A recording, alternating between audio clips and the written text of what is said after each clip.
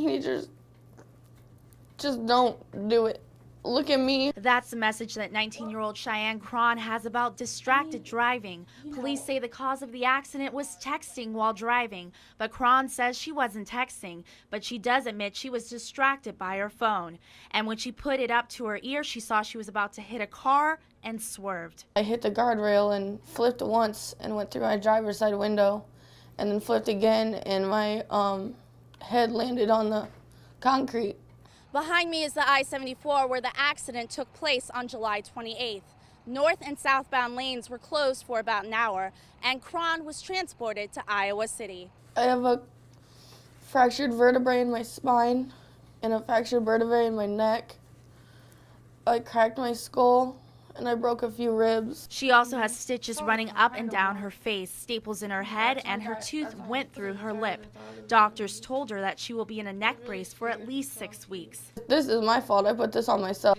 While she'll have physical therapy to deal with, she could also face other legal issues. The official cause of the crash is listed as texting while driving, a charge Cron denies.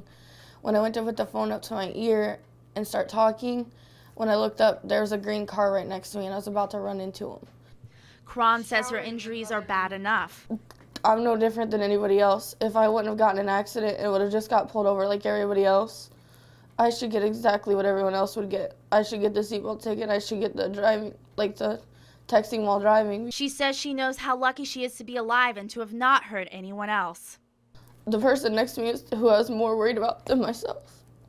Because if it was a child in that car, I would have killed him. In Davenport, Austin Lewis, KWQC HD News. All this garbage that has been picked up along the Mississippi in Memphis is getting ready for its next destination. But before that happens, the recyclables have to be sorted from the trash. Over 200 volunteers at this site did just that, picking through tons and tons of garbage, all gathered within feet of each other. From a 1 mile stretch, it was floating rafts of garbage that we picked up. This is a big part of the Living Lands and Waters Extreme Cleanup, where nearly 1,300 volunteers did their part to clean up 46 waterways and other sites in the Quad Cities. Protecting our rivers, streams, lakes, our environment in general, it's just it's an important thing that we all should do. And they aren't the only ones who think that. Allied Waste became involved with the extreme cleanup because so much of this garbage can be recycled. About 70% of what's on the barge is recyclable. We wanted to make sure we're a part of that. Volunteers have spent several hours sorting through each piece of garbage, and as you can see, that really adds up. It makes you aware of how much trash gathers, and it makes you more aware of not throwing stuff just in the river. To realize that there's so much trash in just such a little area, it's so sad. And after sorting through an estimated 36 tons of debris, many volunteers are happy that there are others who care about the environment as much as they do. See that there's more people wanting to do the same things. Hundreds of volunteers spread out across the region to help do their part and clean what many call a lifeline. Our drinking water comes out of this river, which is kind of scary really when you look at all the junk that's in it. In Davenport, Austin Lewis, KWQC HD News. There are many reasons why bikers do the Rag Ride, the 454-mile bike ride across Iowa. For some, it's because they've done it for a long time. I've done it for 37 years, every bit of all 37 of them, and up to now I have never walked a hill yet. For others, it's about taking a journey that a loved one can't take with them. I'm doing this actually in memory of my dad. Or just for a great cause. I said I was going to pedal every mile of this because I would raise money for Stand Up to Cancer. My wife's been battling cancer for 15 years.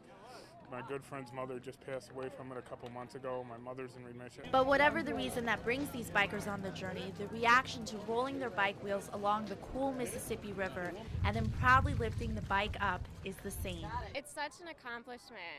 It's a great experience. It signifies an achievement, and it was well worth the effort.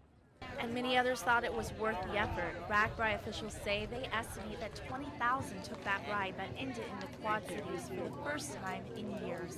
This is really important to Davenport and the Quad Cities because it hasn't been here in over 29 years now. And for riders, ending the cross-state journey at the Mississippi River was a treat after battling heat and humidity for much of the ride. It's really hot to start off with. I was expecting it to be more like in the 80s. It's the hardest thing I've ever done, without a doubt.